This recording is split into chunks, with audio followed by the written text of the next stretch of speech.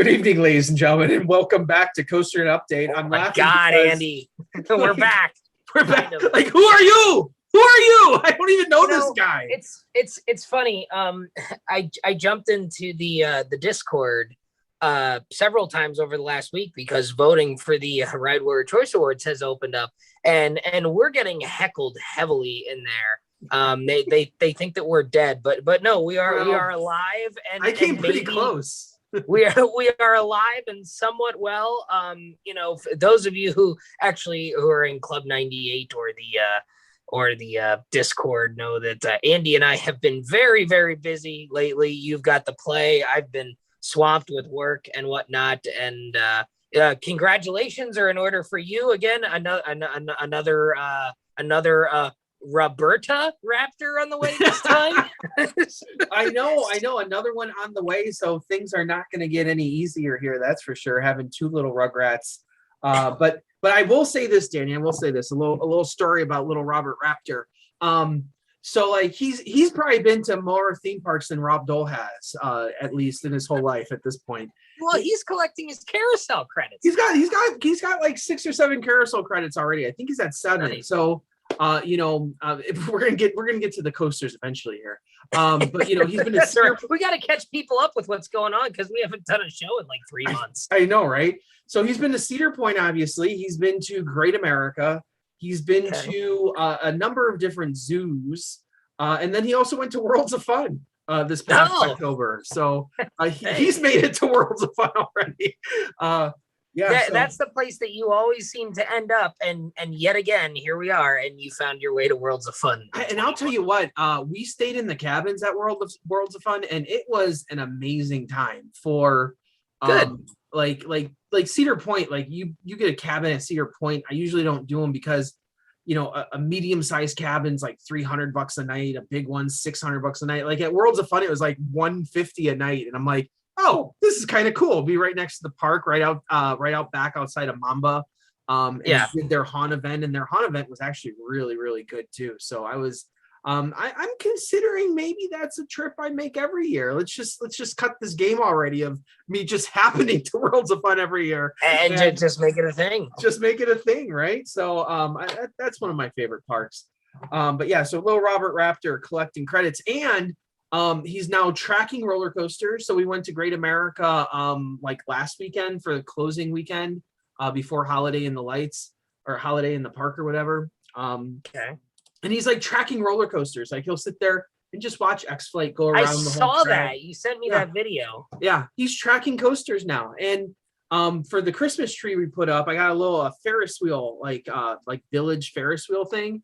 And he like goes crazy when that thing's on. So this kid's a little theme parker already. So hopefully he grows a little bit and we can get on some coasters here and because eventually I need to kid borrow him for my Pteranodon Flyers credit. You do. You need that one. I need a few at like Carowinds and King's Dominion, the Krabby Cabby Patty or whatever the hell they are. And then Pteranodon Flyers. Your chain tolerance is a lot lower than mine, so you need a lot. Yeah. I need quite a few, and then I also need Great Pumpkin Coaster at Kings Island. So, wow, you've got a lot then. Still, yeah. Oh, I've got quite a few. So I'll be up there when you're 800s very shortly. So yes, you will. So speaking of kiddie lands, we're actually going to talk about a kids park today on this show. One that I've never even heard of before. You've heard of it. But we've seen a few announcements over the last few weeks. That's what we're actually here to talk about today. Are you talking about the Six Flags Magic Mountain coaster or we Kiddieland? Pretty much, right? Like they have like 16 kiddie coasters there.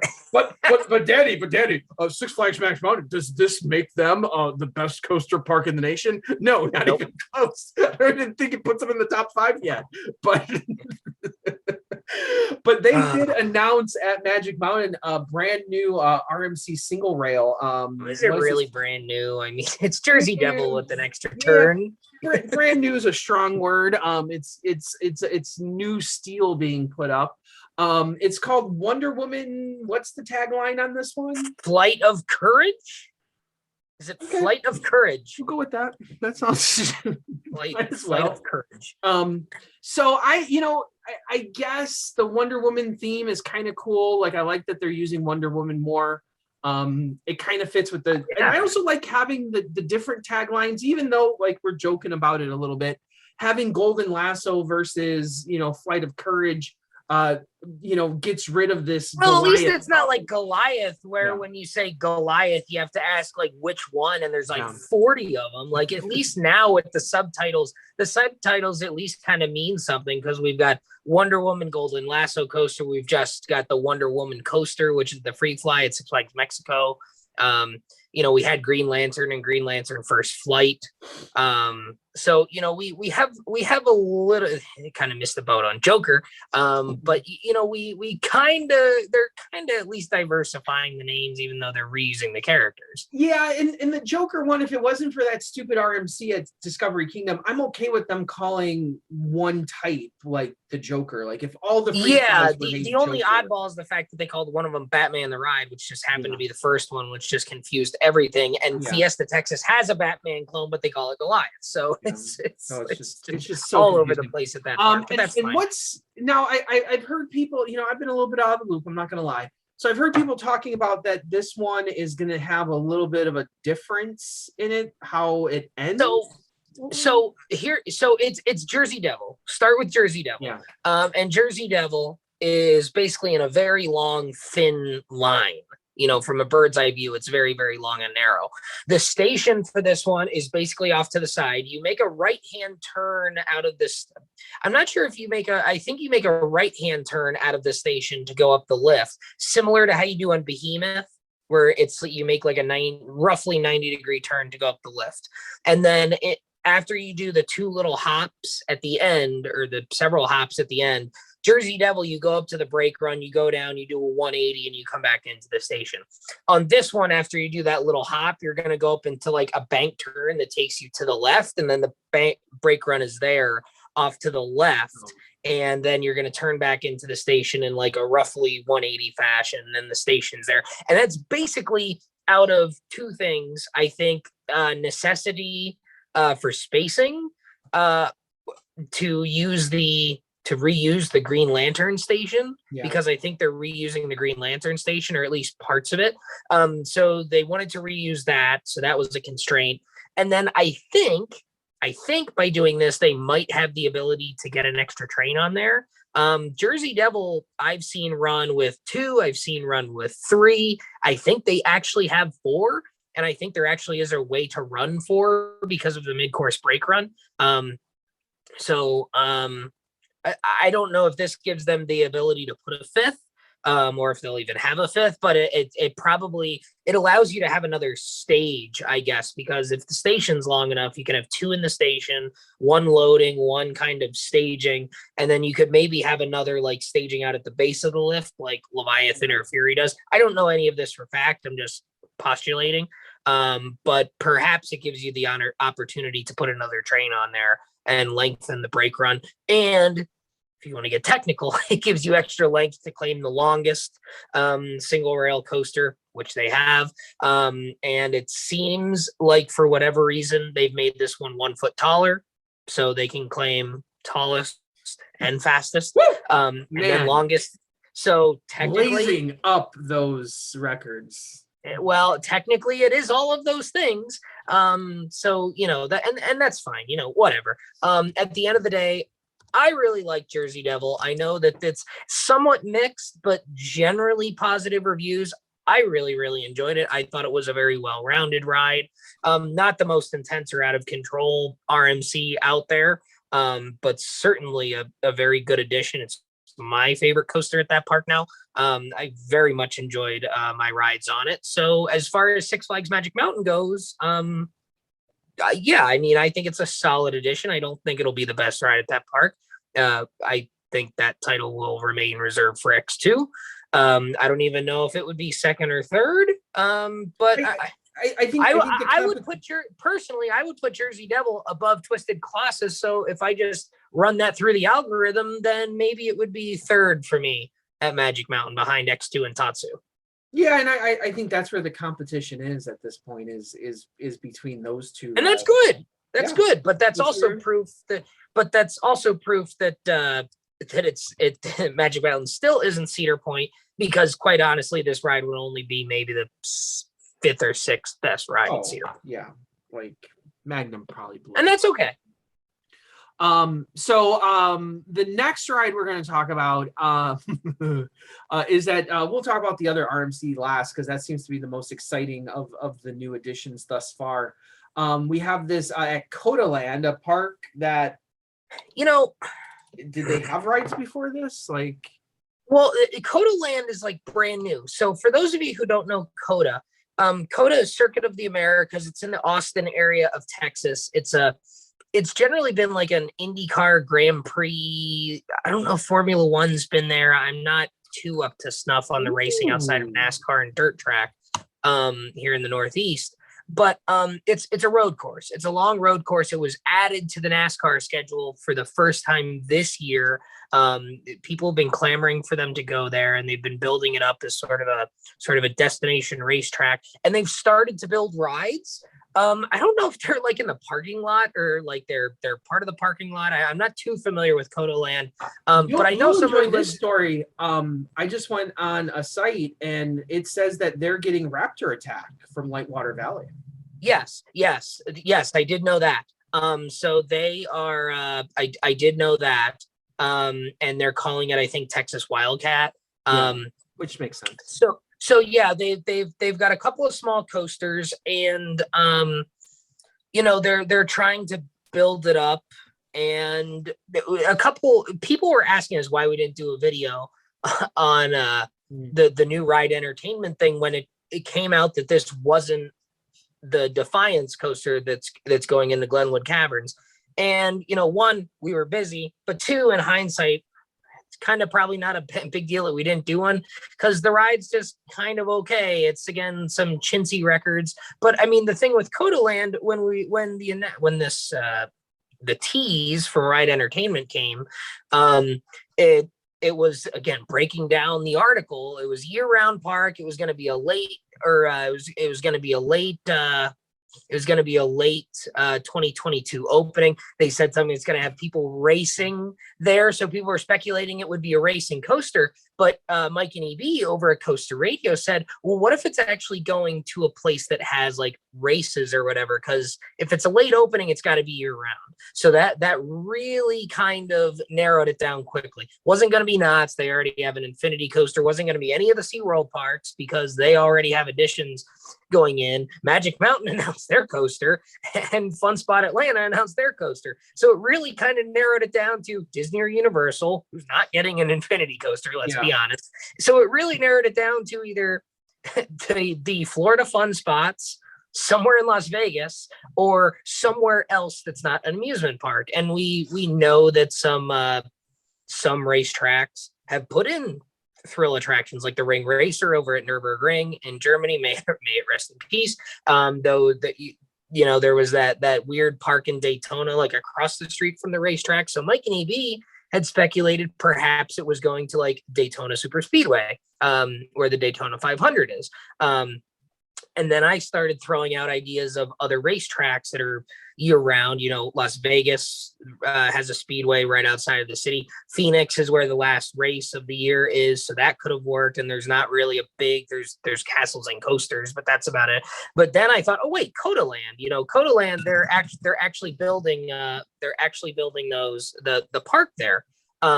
So I had thought maybe it would go to Coda-Land, but then I said, well, they're putting in that Wildcat, so it doesn't make sense that they would buy another coaster if it was a big investment. But as we learned today, it's not really that big of a ride. It's the shuttle ride, and it's called Palindrome.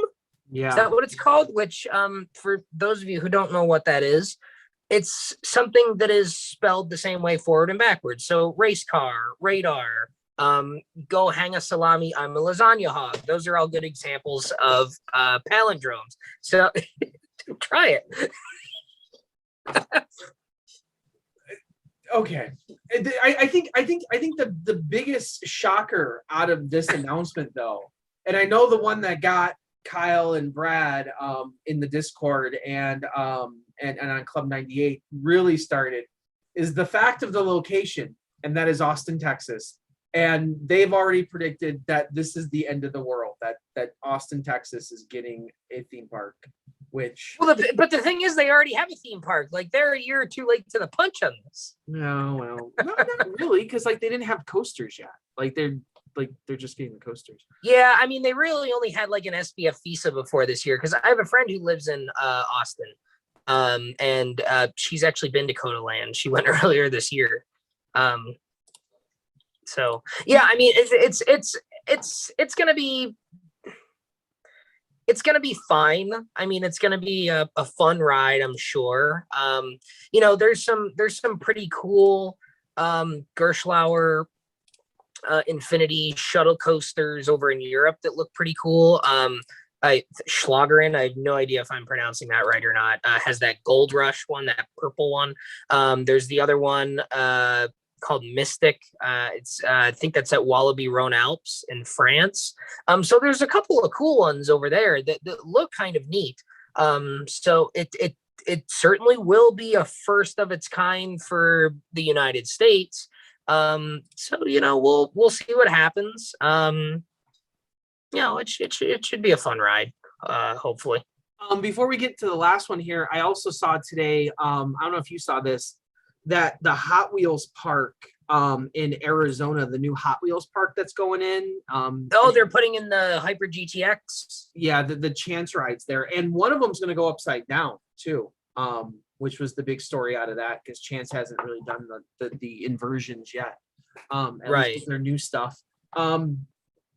And so they're like just a lot of little coasters like being announced at IAAPA, which I think is actually is unusual, because usually you don't get like a lot of coaster announcements at IAAPA, but I feel like this year we've already had a handful, which is more than I can remember. Like usually you get one at IAAPA. Yeah, you like usually get one, and they're always at the smaller parks, right? I mean, Yeah. The bigger parks never wait till IAAPA because they want to sell their season passes in Labor Day and during the haunt season. So, you know, and that was another reason, like people were talking about, oh, well, maybe that Gerslauer is going to like a really big park. That's maybe it's like a Six Flags Over Georgia. It's like, well, no, they have a Gerslauer. But you know, even parks like that, it's well, no, because they're doing sales for season passes in the fall. Yeah. You know, so it makes more sense that they're smaller parks like this. So the last one, which is probably the most exciting of the group, is something that we kind of knew was coming. So it wasn't really announced at IAAPA. We knew Fun Spot. It was formally announced, but we've had bits and pieces for it of it for quite a while. We knew that an RMC was going to Atlanta. We didn't know what kind. We speculated it would be the family coaster, which I don't know. I don't think this classifies as a family coaster. Would you classify this as one of their new family? No, this is definitely not. Yeah. So it is called Air Force One.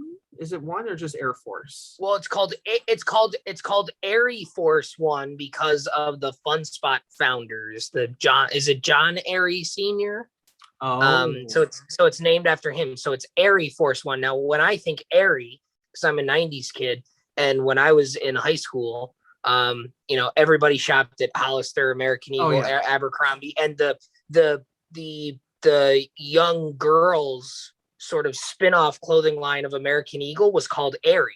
Yeah. It was spelled the same. I think it was spelled differently. But so when I think Arie, I'm a '90s kid. I'm thinking like young girls' clothing. So it's weird. Like it's a weird name for me. This sounds like personal problems here. I don't know.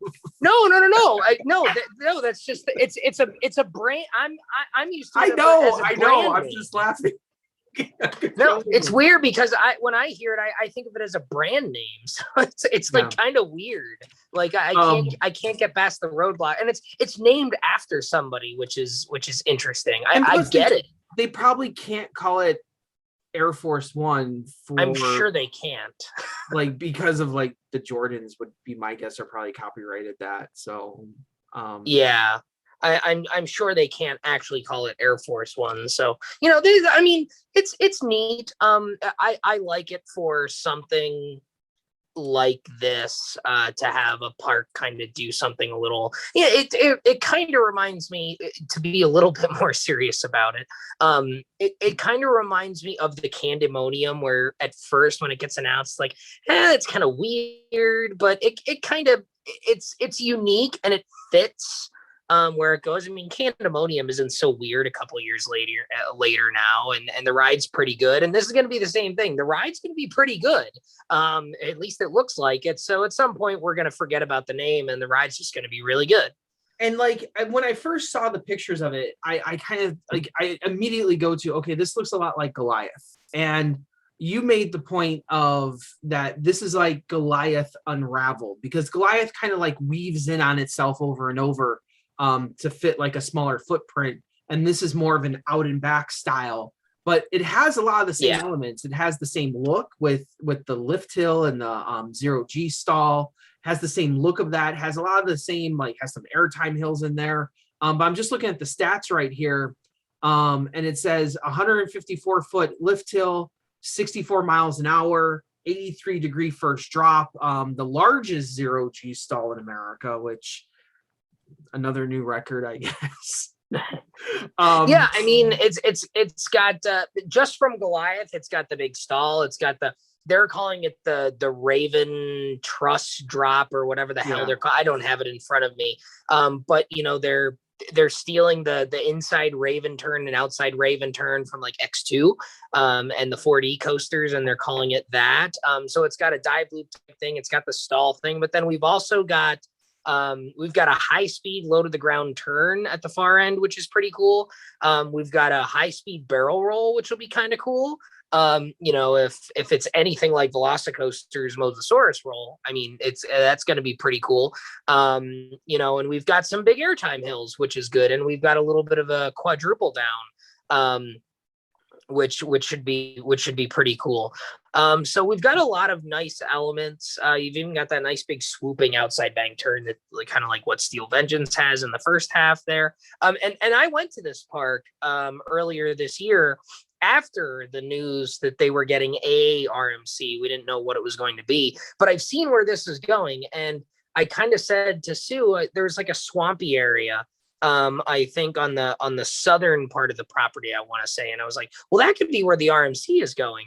And that's where like the first part where the lift hill and everything is going. But then it's very clear that they had like a parking lot, and the parking lot was now midways, and the new parking lot's like at the bottom of the hill, and they started to put rides in the grassy areas. And like the original parking lot before they were a fun spot, what were they called, like Dixieland Fun Park or whatever, the original parking lot was now midway, and this ride, the out and back portion with the airtime hills and the quad down and everything, is going to go down that strip of old parking lot, which is currently midway.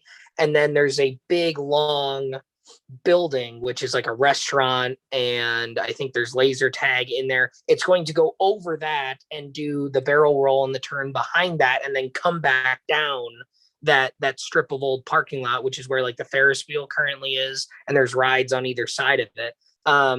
So you can see very clearly when you go there where it was going to go, kind of. And they have a lot of room that's not developed, it looks like, too. So they may not be done at this park. Well, and that's pretty cool, because like this thing, like I was just looking at some pictures real quick today, because I work and have a job, so I'm just beginning now to look at some of this stuff. And this thing's a lot bigger than I thought it was going to be. Like I just thought it was going to be like that first with the lift and the turnaround, but there's a whole other L on this, like the other half of the L. And this thing's going to look badass too, where it's that completely steel structure, but they're making it look like a wood coaster too, which plus with the dual colored rails with the red, white, and blue theme going on, this thing looks legit. Like the bright white with the red and blue cutting through it is going to look really sharp. Yeah. And it's, what the white structure is going to do too, is the fact, and they revealed the trains too, and they look kind of like the Air Force emblem, where it's like the silver eagle wings. So they got that on the front, and it kind of looks like I think like gauges and stuff on the inside of the car. So the red, white, and blue and silver trains are really going to look really, really cool inside that big white structure. Yeah. So like I don't know ultimately like where this is going to place, but one, like I already said, I really like Goliath, and this is adding a whole lot more. It's taking what I like about Goliath and adding a whole lot more to it. Oh yeah. And of course I'm speaking of the Goliath at Six Flags Great America. So just I didn't Yeah, clear yeah. that up before. But Yeah, we've been down that road already today. yeah, I know. So like this is adding a lot more. Plus it's got that quad down, which I really like off of lightning rod, depending on what the speed is, depending on what all this stuff going on is. Like this ride could be legit. Like I have like looking at these renderings and looking at these pictures, I have fairly high expectations for this ride, maybe. Like Oh yeah, I'm hoping that maybe it's better than Twisted Colossus or Twisted Cyclone, and maybe best case scenario being better than Twisted Timbers. I don't know. Best case scenario. I think there's potential for it to be in that upper half there. I mean, I really enjoyed Twisted Cyclone.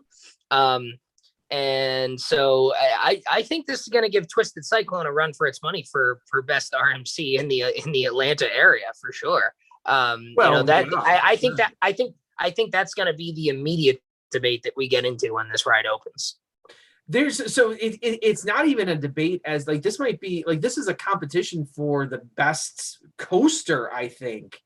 Well, maybe if this is really good, I think the best coaster in Atlanta right now or in Georgia overall is Goliath. It is Goliath. The B&M. Yeah. So Jesus, I didn't think we were going to have this issue tonight, but here we are. Got to name one. We made fun of it earlier, and it's reared its head twice. I know. So I think that's the best coaster in Georgia. This if it's really good though, like I really like the elements that they've put together here. They've taken some of like my favorite elements off of other RMCs and kind of put them together. The question is, will they flow nicely, and will you have the speed through them to make them really good? Like, right. Yeah, and I mean, it looks like it's going to have the newer trains because the lap bars indicate as such, and at least in our experiences, those new trains have performed much better in holding their speed. So I think I have high hopes for this ride. And, this is a park that I went to last year and said, if they end up announcing a really, really cool ride, then we'll go back. And gonna have to go back. Here's a separate question for you. Is this the biggest ride ever announced at IAAPA?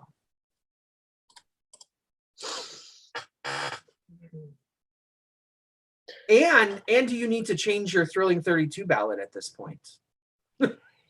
I'm not going to at this point, because when I posted the ballot, well, I think I did have on the ballot unnamed RMC at Fun Spot Atlanta. I can't. Okay. Did I have here? I have to move my phone here because I have my computer resting on it. Let me look. I mean, you can always write in stuff, but I thought I had that on here.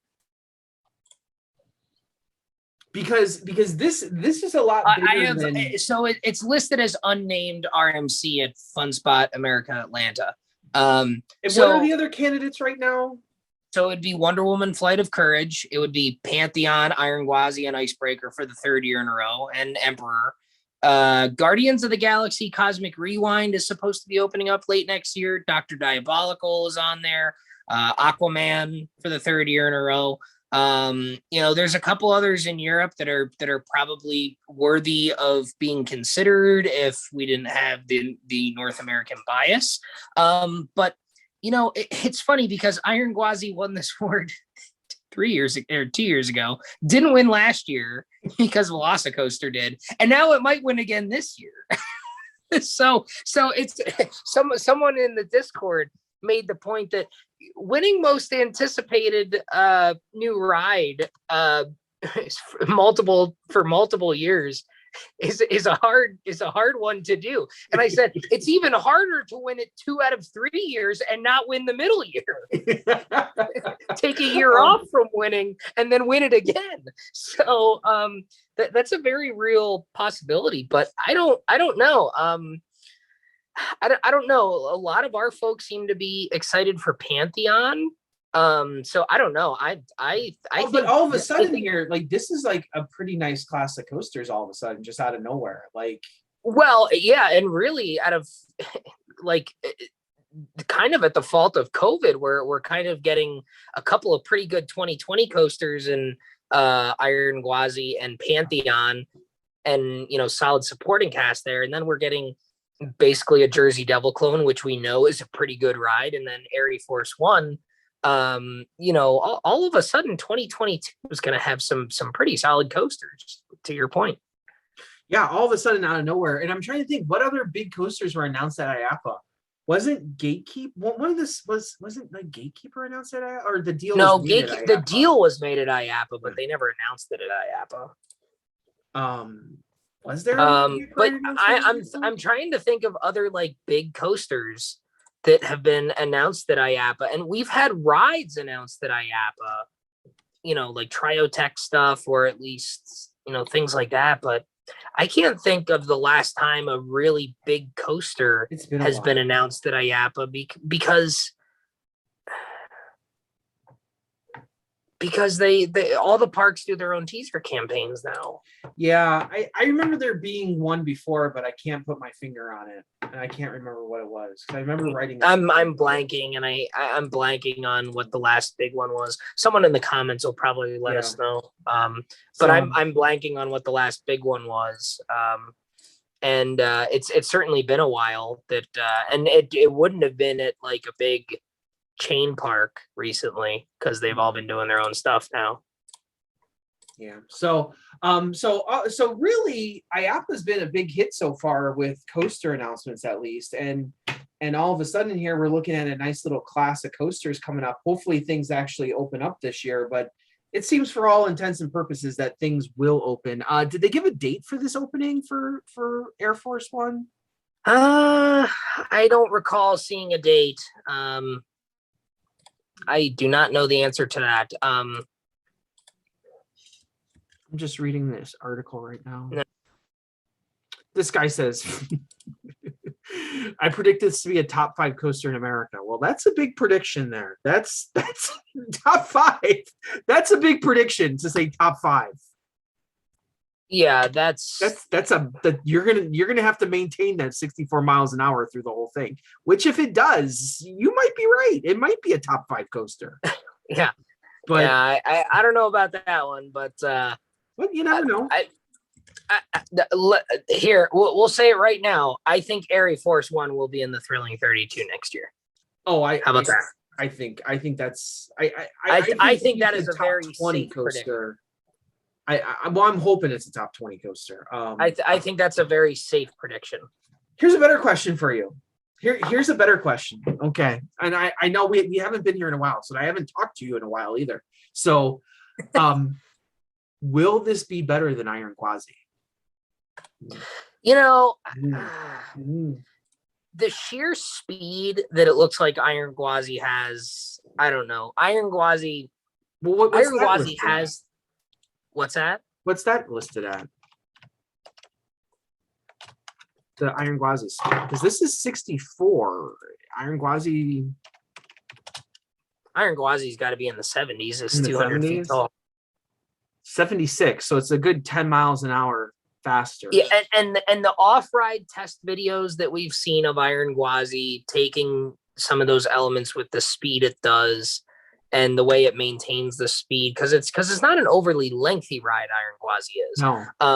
So I mean, it's going to have speed all the way through.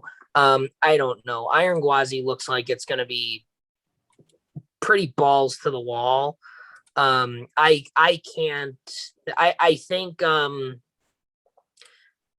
think saying that this ride is going to be better than Iron Gwazi would be doing a disservice to how good I think this ride will be. I don't think that's a fair expectation. at this No, time. and I'm looking at Iron Gwazi again because I haven't looked at that in a while either. And yeah, Iron Gwazi is going to do some shit. it's just we haven't seen that POV yet, so it's so hard to judge. Yeah, we have. I've seen the POV. They posted a POV. Did they? Yeah, it was a long time ago. No, maybe I didn't watch it. They I kind of dropped. I just thought they posted like a highlight. They kind of dropped it when all the Velocicoaster stuff was going on because that had just. There is a POV. Yeah. Okay, well I'm gonna go watch that as you keep talking. Oh, well, you know what? Here, let me put my phone down so. Oh, wait a minute. Is this a POV? It's only a minute long. Yeah, because they started from the top of the lift hill. That's a really short ride. This first drop is gonna be crazy. And it's 91 degrees. But he's looking at my lovely ceiling. Official Iron Gwazi POV. Here we go. Yeah. I don't know. I'm a little concerned about Iron Gwazi simply from the fact of it looks like a lot of maneuvers. And I'm getting like New Texas Giant feel out of it. Really? Yeah, a lot of the parts I'm getting like the overbanks and I don't know. I think that first outside bank turn. I'm watching it now. Yeah. That it first depends on how much airtime you actually get on all these little hills and turns. Yeah, like it depends on how much it throws you, right? Yeah, exactly. Like that's what that's going to come down to. Because the outside bank turn will have pretty good airtime. I mean, the little turn under the lift hill with the roll, that's basically Steel Vengeance's first inversion in reverse. And we all know how that element ends up. Yeah. So, that's going to be good. That overbank turn afterwards, and the buffer is real. The overbank turn after that element is probably going to be really intense, positive G-force wise. And Steel Vengeance has one of those too after the dive down by the station. It's got an overbank turn that's really intense. So I mean, I don't know. I still here's think my thing. So like when people say, will Iron Gwazi be better than Steel Vengeance? I'm gonna say no based on the POV, simply because I feel like there's a few throwaway elements, and on Steel Vengeance, there's not a single throwaway element on the entire ride.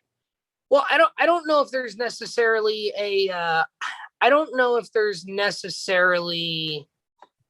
any throwaways on Iron Gwazi, but it's so much shorter than Steel Vengeance. So even if there aren't any throwaways, there's still not nearly as much as what Steel Vengeance has, even if there aren't any throwaways. And to your point, maybe there will be. I am automatically skeptical of overbanks, especially low to the ground overbanks. Yeah. I'm overly skeptical of those because I've never met an overbank I liked. So I've never met a bank I liked. Yeah, well, I don't like them either. I think we've rambled on a lot here tonight, so I think that'll wrap us up. We have, but that's all right. It's been a while. The people want to know what we think about these rides, so here we are. So, and we've given you everything we know, I think, at this point. So, well, and it in a way, I mean, we haven't done our new for whatever year ranking shows in a while, in a couple of years, because there's just not a lot of content there the last year or two with stuff being delayed. So, maybe there's an opportunity to do that type of show here down the road once we get a little bit closer to the new year. But this starting to get new rides again, which is good. It's long overdue to get new rides like this, so I'm excited. So I think that will wrap us up here. So as always, I am Andrew Burchak from Chicago, Illinois. I'm Danny Miller from Binghamton, New York. As always, right on, Ride Warriors. See you in February. Yeah, that's right. See you guys. Happy New Year. Happy New Year.